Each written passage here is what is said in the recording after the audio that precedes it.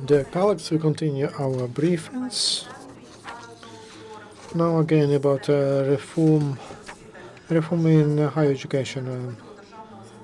Distribution of state orders for 2014 will speak Ina Sovsun, first Deputy Minister of Education and Science, and Yegor Stadnyi, Head of Educational Programs, Center for Society Research.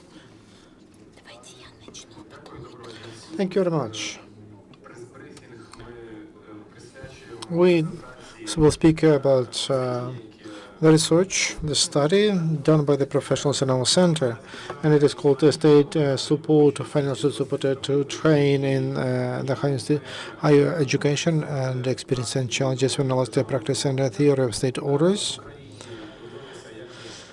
And we looked at analyzed how the other countries finance higher education, and we analyzed new system which will be enforced since 2016. Especially we paid attention to threats and the challenges it has. And briefly about all those things, I will speak about that. First of all, what is good in this report? We analyzed thoughts of all participants of formation of state order. We have Ministry of Economy, we have employers, Ministry of Education, trade unions, local education departments, which have their role in this process. And I would like to introduce now the results, conclusions, and also general vision about the system of state orders. So all participants of our public opinion polls or study told that this system of state orders must be changed. Everybody agrees that we have to move to some new system. There are some differences in their opinions, but what we can say in general, for example, Ministry of Economy, that is the body which is responsible for so-called mid-term prognosis and how many places will be for every profession. And the ministry, they collect information with the state statistics or state employment bureau or higher education institutions, and they told us that they know that they operate with distorted or not sufficient data. And under such conditions, any student mathematician would take that prognosis and predictions. This is possible. Forecasting is possible under such conditions. And then universities, it's not a secret that universities, when they send proposals to state order, they don't provide analysis of sectors of economy they see or not because of what they can introduce to the academic process, but from the point of view how many salaries they need to cover. So that is the proposal just to support the staff of that institution. And one more point which is important, and a lot of people speak about that's the role of employers. And in principle, employers very often underline that if there is the state order, it's not clear for them. Otherwise, the professional, they can get from universities, and why they need to train them additionally. So there is a discussion how much they can influence on education, on standards, and how can be involved in monitoring quality of higher education. There is a discussion that qualification centers and where graduates must prove their qualification, which is not measured in the diploma. This is a general development of the general amount of the new education law on education doesn't change the schemes of state order through the country. As to distribution, in that law, the state order development, there are some principles according to which there should be a distribution. It says that distribution should be transparent, open, etc., etc. What does experience tell us? And by the way, I will come back to the about the size of the order. So this chart must tell us this. It seems like everything is fine. Everybody's happy. We see that IT, state order of IT is growing. We understand that we need IT people, but we reduce natural science or pedagogics. Do you have a lot of teachers of high quality? So what I told you about, when they develop state order, we don't know, in fact, what the labor market needs, what the society needs, and because of that, these numbers they are not based on the real situation in our country. Coming back to the distribution, so the distribution must should be open and transparent. But we don't have tools of that. And every ministry can introduce its own criteria of that distribution. So everything depends on a political will. If there is a political will to make it open, that competition it will be open. If not, it will be closed. And 2 years, 2013, and this year is in 2013.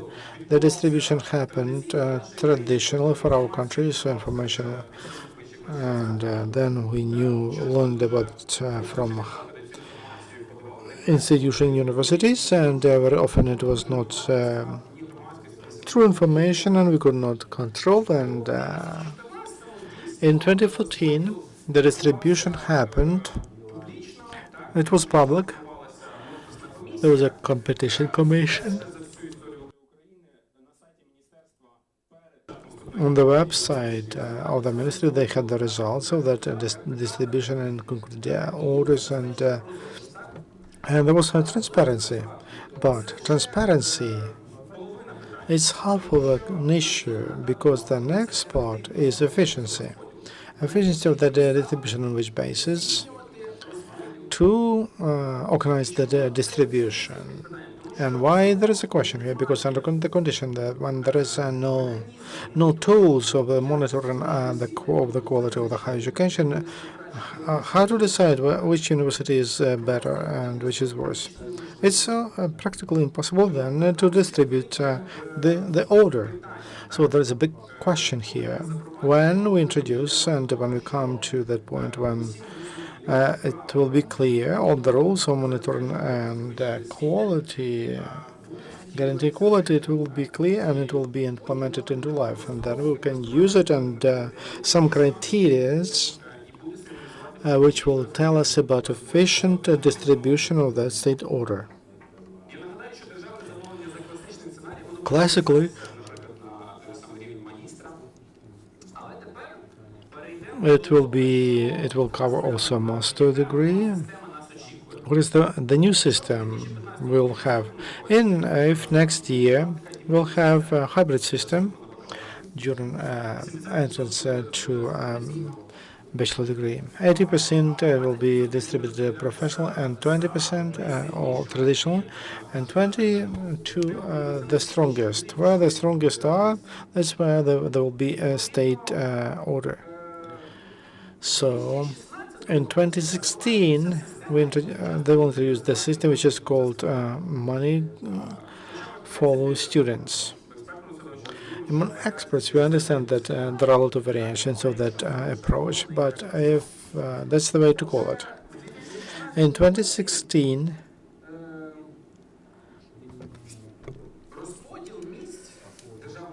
distribution of seats of state order will follow students, applicants. So, like private money, the same will happen to money from the budget.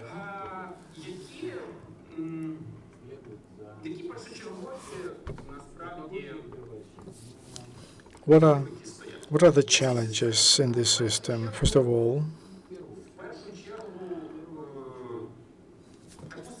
such system must have software to make it automated.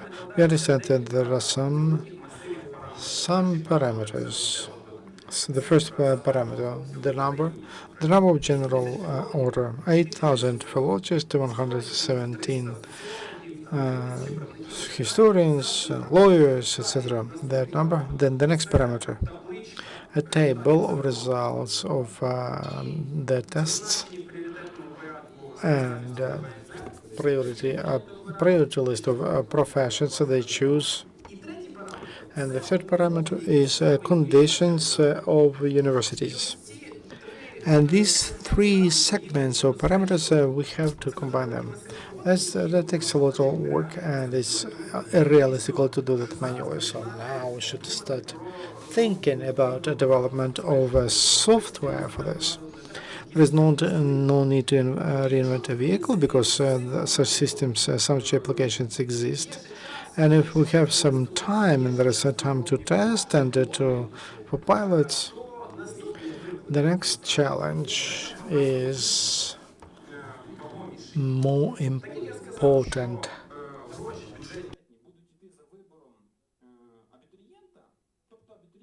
Money from the budget will follow an applicant. So applicants will be in the center of the system, and from how they can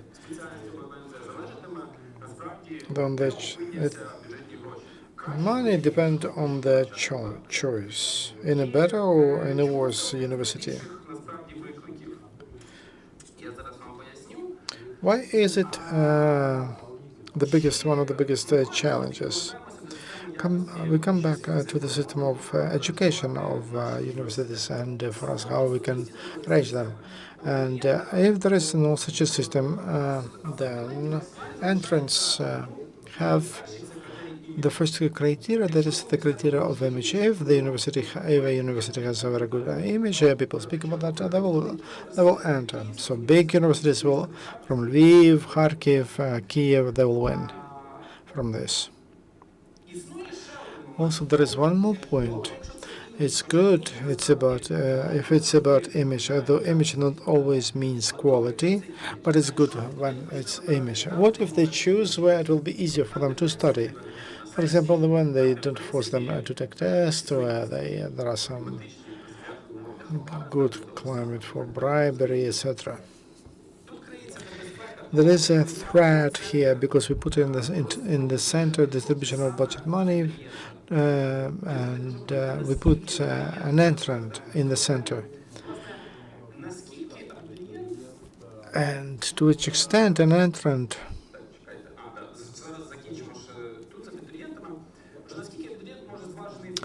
can make a smart choice when there are no tools like consultations, services which would help them about prospects of professions and how to choose universities, etc.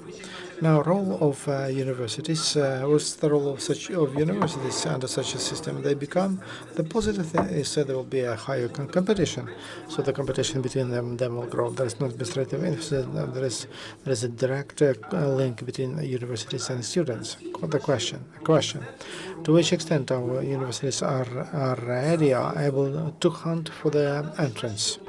Our universities are allowed to complain that under conditions of this test, they have no chance to influence on entrance, but to hunt and to choose their students, they must do that not only during the entrance campaign.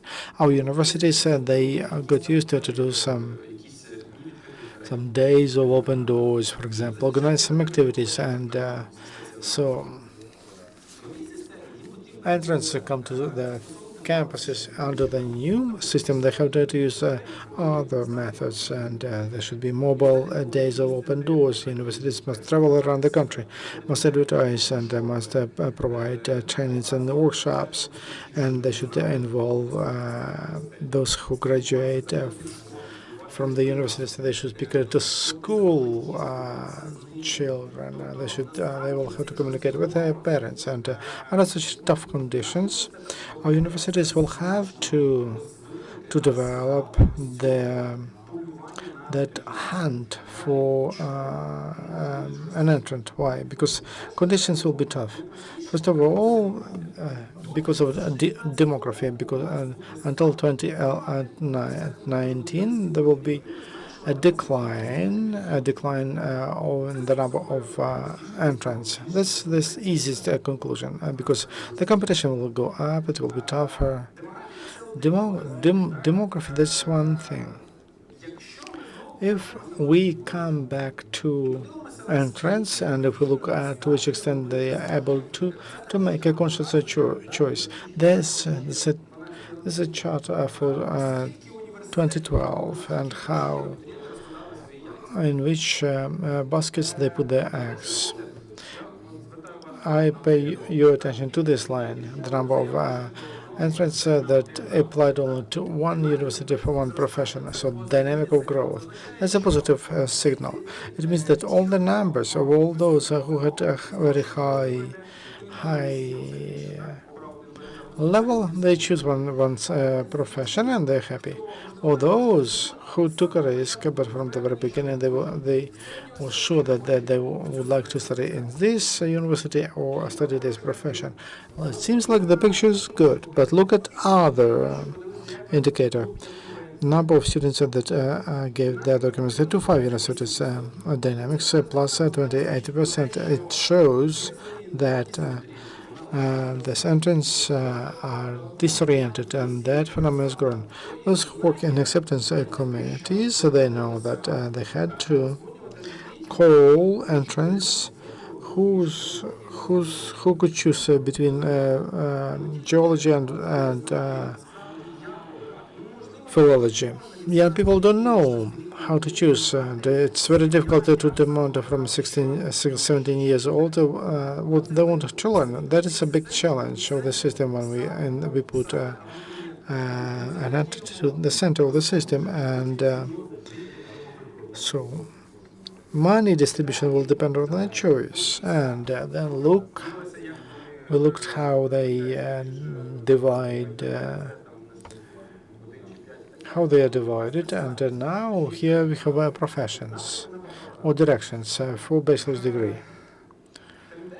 That a trend is present. If you look at like top 20, the most popular universities, so it's not according to what students think, but it's according to the number of applications.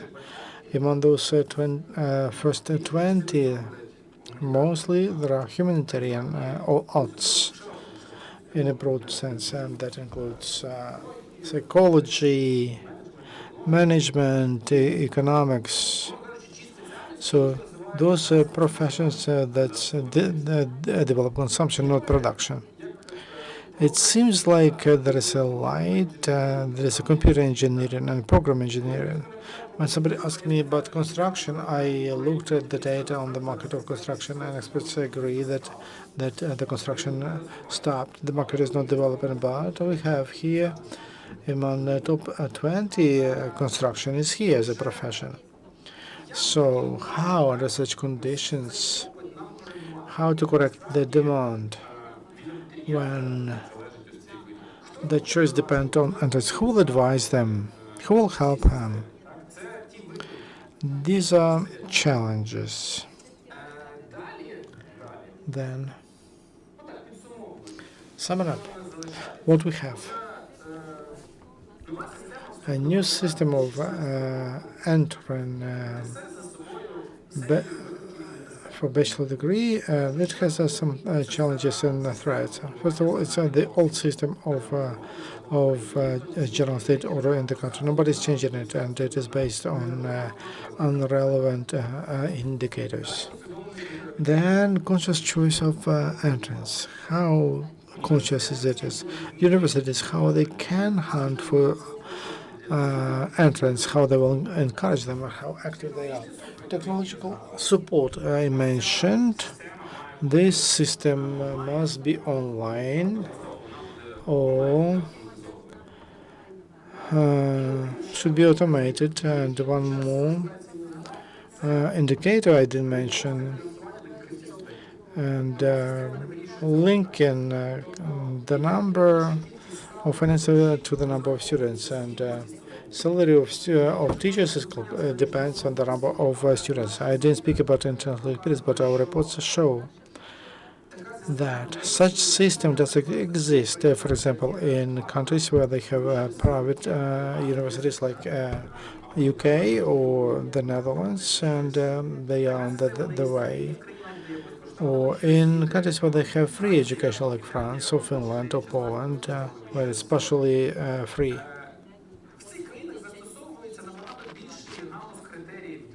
They use more criteria to calculate teacher salaries, and they include mobility, professional mobility, students' mobility, and to which extent. But how how uh, how big is the scientific potential? So the number of criteria, and in Ukraine, and the Ministry of Finances is trying to stick to that. That's the main reason for position. We have norms for every profession. One here's a number of students, and here's a professor, and so that's why we have profanation of the process. And if they don't pass the tests, they leave the university, and there will be no salary for that professor. Why do they do that? In our opinion, when the law on higher education was approved, the issue of financial support was not supported analytically. It didn't go through the discussion. It was not discussed. But that tool, which was there in the law on higher education, it has a lot of dangers. And since we have time, we have to think, we have to experiment, we have to test everything. Whether the system is good for us, maybe we should hold a social discussion on how we will finance higher education. That's it. Thank you. Thank you. I would like to invite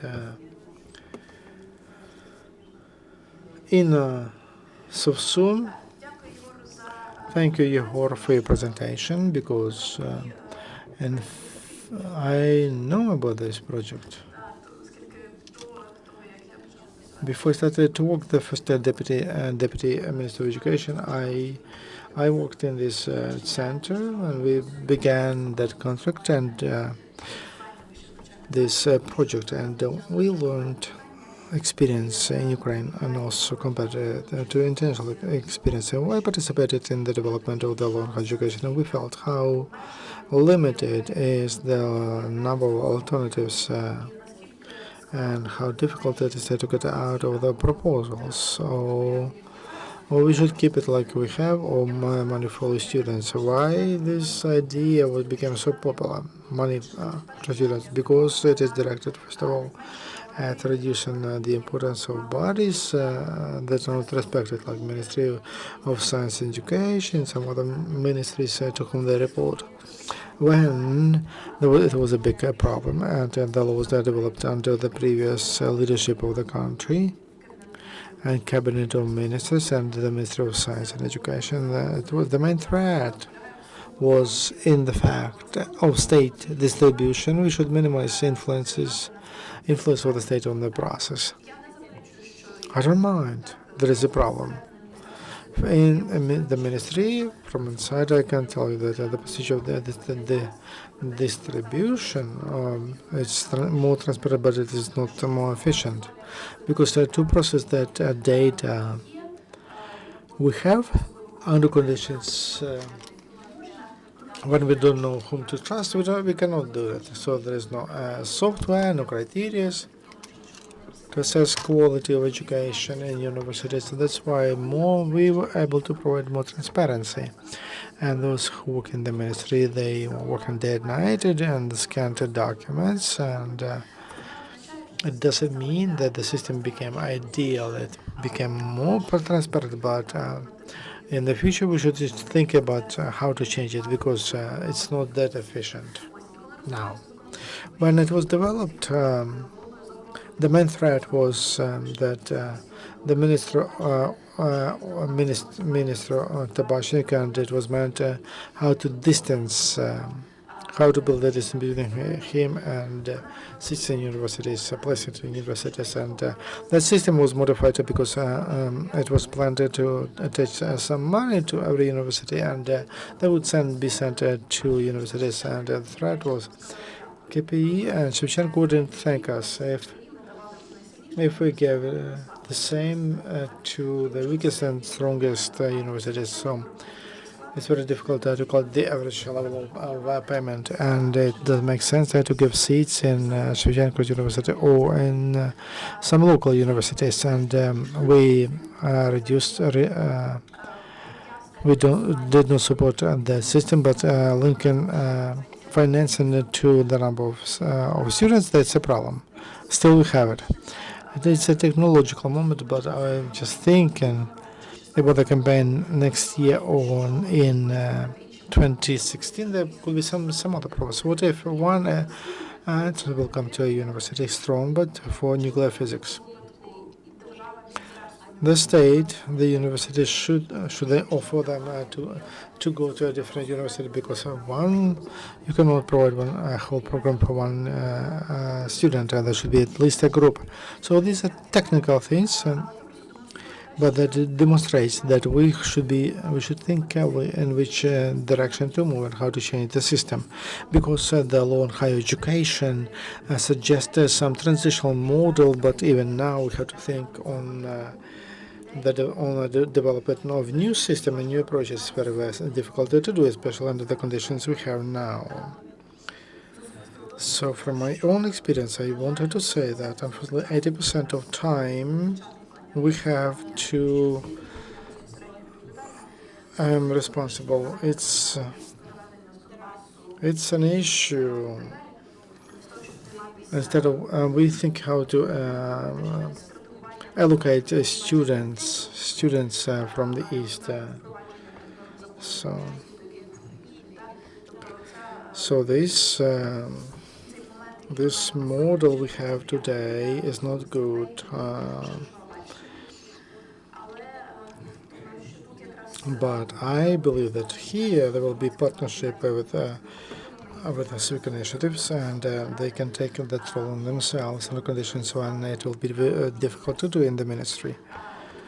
That's why I can only repeat myself that I have serious doubts as to efficiency of this model, and I doubt.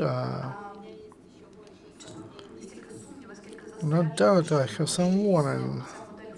This the general model of amount. It is not good, and I don't like some things. If we don't have the labor market, let's not train students for that. We should think what should be primary, good quality training or availability of the market.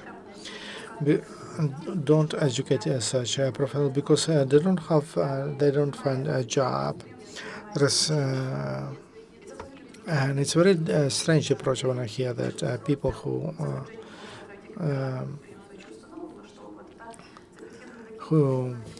were educated and the state paid money for that, and the state order we have to change this term and broad it is called public funding.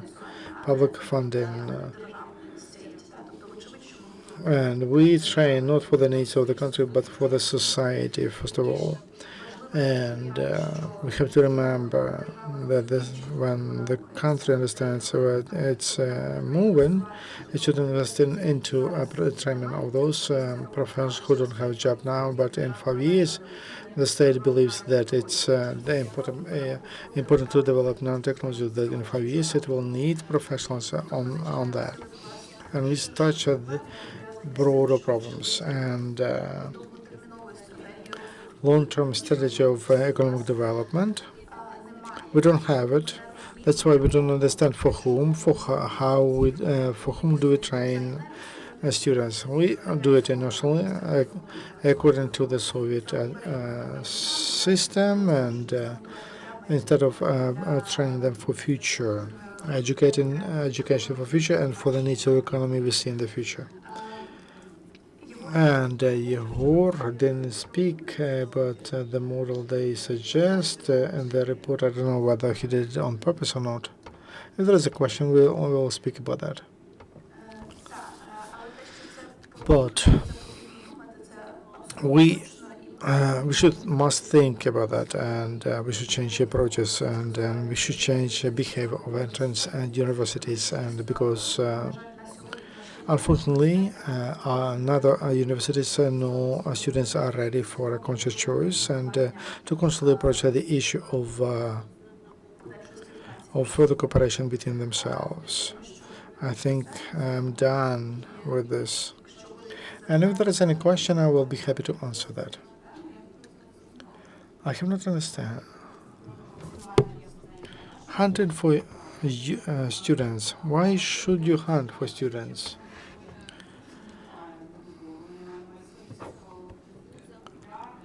Popular universities, they are not provided with students.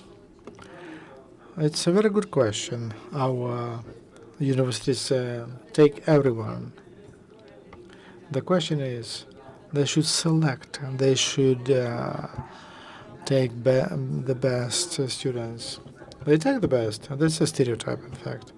They're trying to take as many as possible and to fill all the seats and for public order and demography is that's the best criteria. And demographic decline is observed in Poland. Also, there is migration. Students are from Poland and they choose German universities and some other Western European universities, and their universities came to that they come to the first grade in this school. Poznan, there is a university which is playing with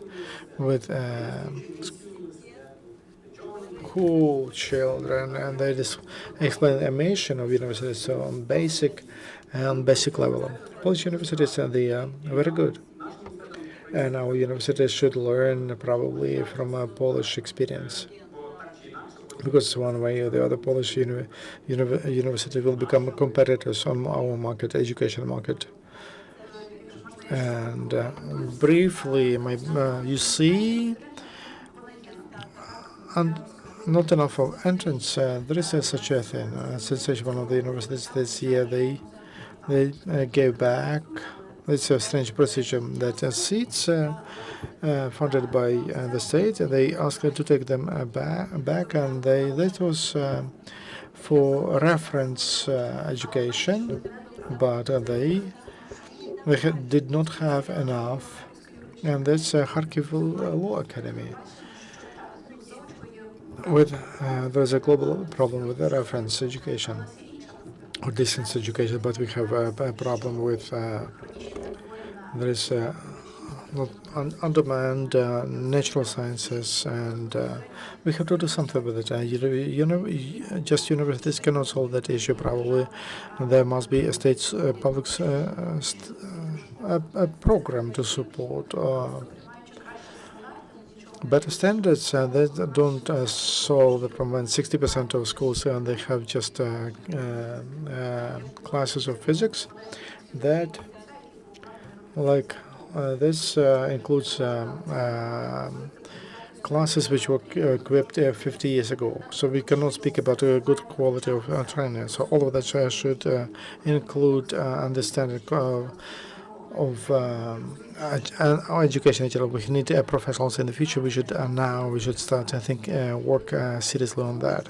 The problem is that coming back to the issue of professions, on a certain stage, when there was an independent test, technical universities feel there is not enough of students because they are talented kids on math. If they were not able to enter some universities, private universities, they went to polytechnical universities, and they kids which have very good on math, and they will go to management, to economics, or something else, and they stopped choosing technical professions. That's a big problem. So universities should be explained if you know math well. So it's better if you come to programming, to physics, to not to economics. And in this sense, the work with entrance is very important. Correct me if I'm wrong. The problem is that in Ukraine there is no global strategy what to develop. What do we develop? Nanotechnology, so do we develop agriculture? And that's why the country doesn't, the state doesn't give orders to universities, and that's why there is and nobody understands where to enter because nobody knows what the country will need, and space industry or machine building. So that's the problem. There is no coordinated effort by the state. We see when we started with such abstract question how to finance as public order become in fact two big problems we have to deal with. So I understand the situation in the east and in Crimea and with our economy. What we see if we don't, what we want to see in 5 years, if we don't start working on that right now, we'll not get anything in 5 years. There will be stagnation. That's why what is necessary for the development of state strategy. That's true, because we can develop a strategy of reforms of the development of higher education, but if it's not a part of the strategy of development of a country in general, we will not get anything. The strategy, you see, we have way approach to write strategies. I don't know whether you read when you know about strategy of education development. These are so abstract documents which are not clear at all. And it's important not to write one more strategy like that. And there should be a strategy with 30 parameters we would like to achieve in 10 years, and clearly. And we are working on the strategy of reform in higher education in the context of implementation of the law on higher education. And we see how many problems you can face when you are trying to find parameters, and our state machine cannot identify those. We have to change the approach to strategy building, and we should coordinate this project on the government level. And what about the strategy 2020? Doesn't include that? It's a vision, it's a concept, and this is I wanted to tell you. Yes. Ina didn't mention, but she had an interview with one of the directors, and that's Mr. Surovsky, who during that interview told that Ukraine not just needs to define priorities in our economy. Ukraine must find its place in international cooperation of labor on an international level in general, and which professionals are competitive, etc. And what is the base?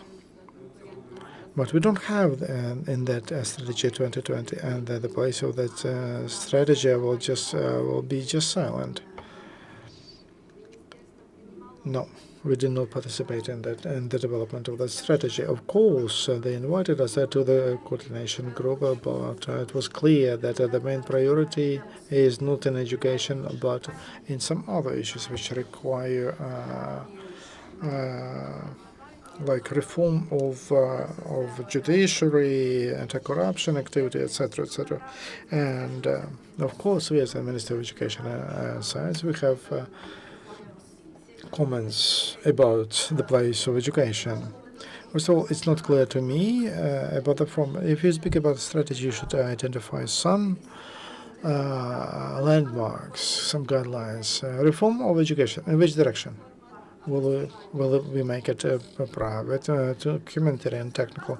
Because it doesn't speak about that, and the reform of education doesn't say anything there. So in the ministry, with the help of NGOs and international partners, we are working on such a strategy, but it's to understand how that will fit the state strategy. It's more difficult, and the strategy and there is no clear coordination. And the worst thing is it doesn't speak about our place on the labor market, international labor market.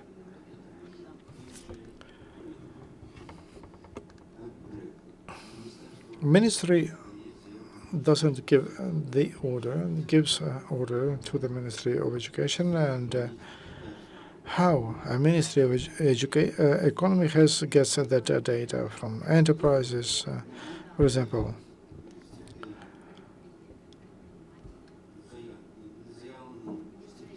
No application.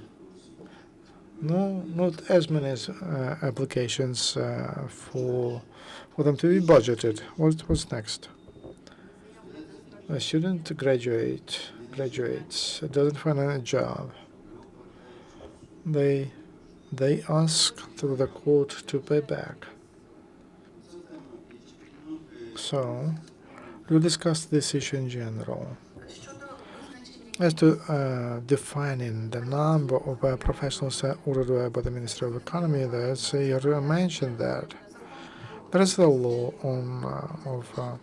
by 2012 about formation of state ordered to train people in the higher education in the universities, and they were trying to regulate that issue. And according to that law, the Ministry of Economy should develop the procedure of defining needs in professionals for 3 years. Formally, there is such. I can describe this mechanism. Is the Ministry of Economy during several rounds collects the data from employment bureaus, from employers. The question don't ask the question from whom. Among employees, then from state public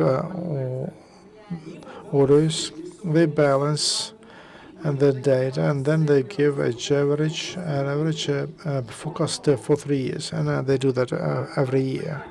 The question, employers, and they exist outside of the vertical line. To bring them together, it's impossible. Who collects that information, gives proposal, nobody knows.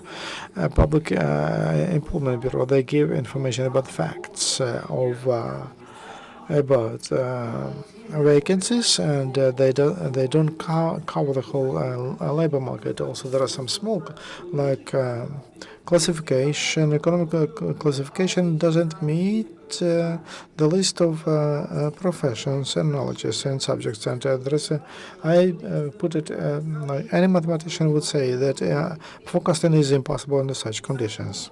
That's why we need to get rid of that.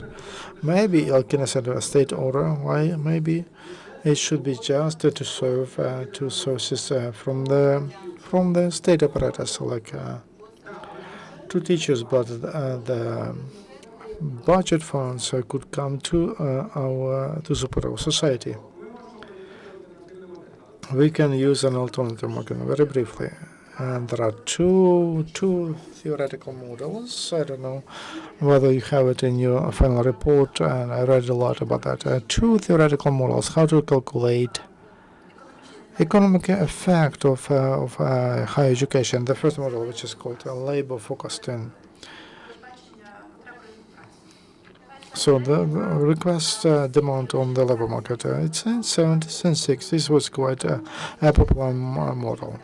Not only in the Soviet Union, but that's a model which was used more in Europe, and that is at the base of calculation of the World Bank when they told about the reforms in education in different countries.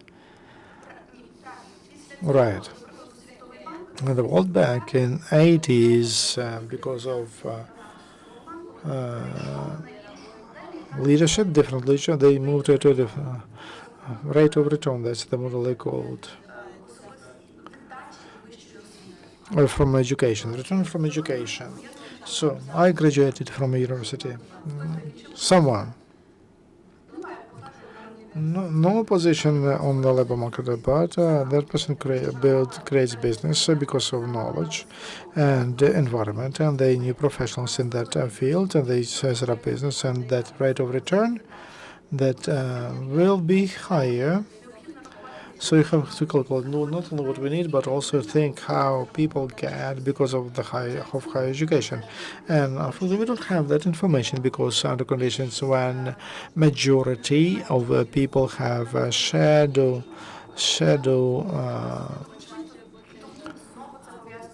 income. It is related to in theory. Here's two models. You have to you want to focus to what will happen, and it's absolutely normal when when they're trying to promote like some the Americans they invest a lot of invest in green energy. They also invest in professionals. Though that market is not big, but they believe that in the future it will develop, it will grow because there is a demand. So we can combine these two approaches, and that golden middle will be probably the best. But those two approaches exist, and but we have only one, which is because of our and return from higher education. Nobody analyzes that. It's very difficult to do, but we must do it in the context of what is done by the Minister of Education.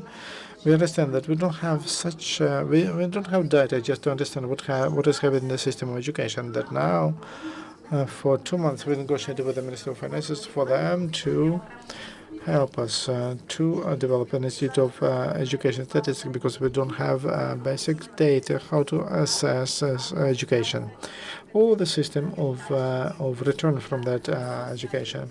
Such institutions exist in the world, and that assess how many people found jobs after graduation. We have that assessment, but how that happens? It's awful. Because what our administrators do, they send a letter to the give us information about the number of those who found jobs. That's in the middle of the year for those who will who will get all of them say it's about 89, 90%. This is a fake. It's impossible to work with that information. What are other ways to collect that information? Through sociology, through polls, through among young people, just public opinion polls, and to assess from which universities they have which income. If you take a big sample, that can be done. It's broken down by universities, so we have to work on that. And our model of state apparatus is not adjusted to that. And one more question, very brief question. What do we have? We have money, we have a budget to finance, and until now, state universities have access to that. Then competition will grow, because then private universities will have access to that, and that competition will grow, because state universities, they have land, they have property. That will be quite a tough battle, because our actors are quite experienced fighters with the bureaucracy, and they live through many ministers. Are you ready for that? And will you initiate changes which will make this scheme money after students of good value? It's very difficult to initiate changes under these conditions, because now to guess uh, who would be in the cabinet minister. That's not realistic. But I believe that instead of improvement of the model money after students, we should think about a different model how to finance universities. You'll read that in our report, so maybe Yegor can tell you. But in Europe, there is a block not finances and not block ladder, not by number of teachers or professors or students.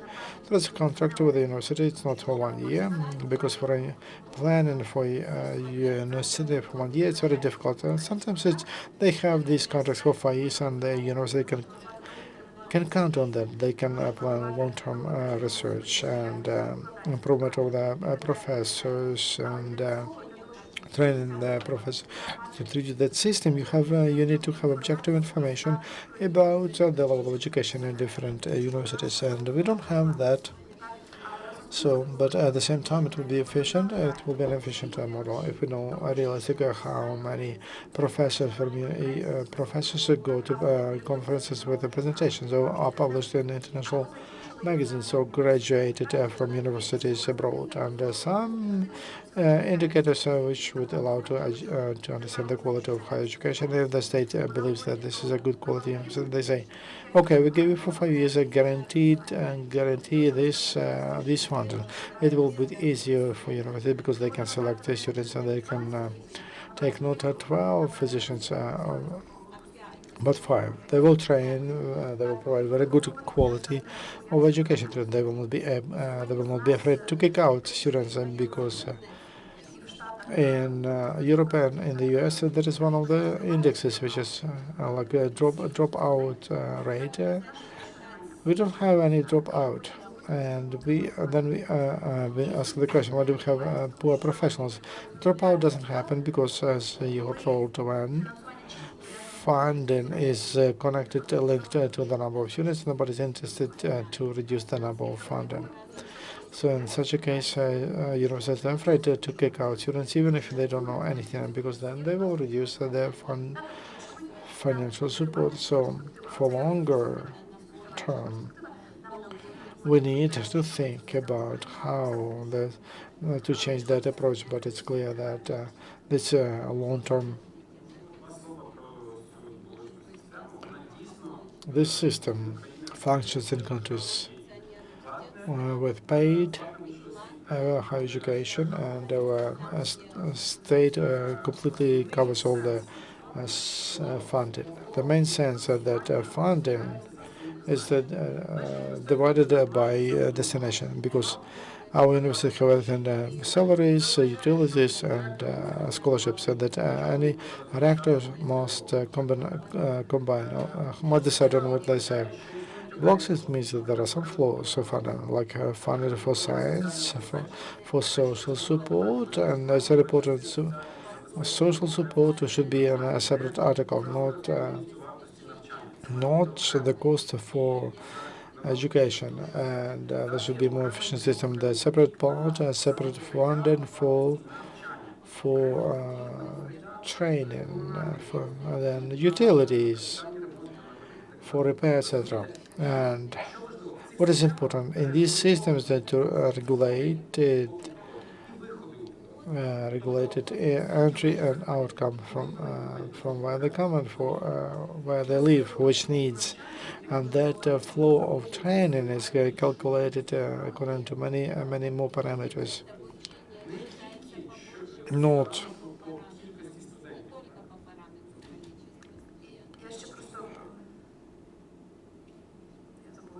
I forgot what I wanted to say. Because of the lack of time, I want to say it's a serious issue, much more complicated and more global. And I think that we should organize a roundtable around this because there is something to say. Thank you very much for coming and speaking about this. Thank you very much, and I hope that we'll see you in Ukrainian Crisis Media Center. Thank you very much. Our next we'll have a roundtable about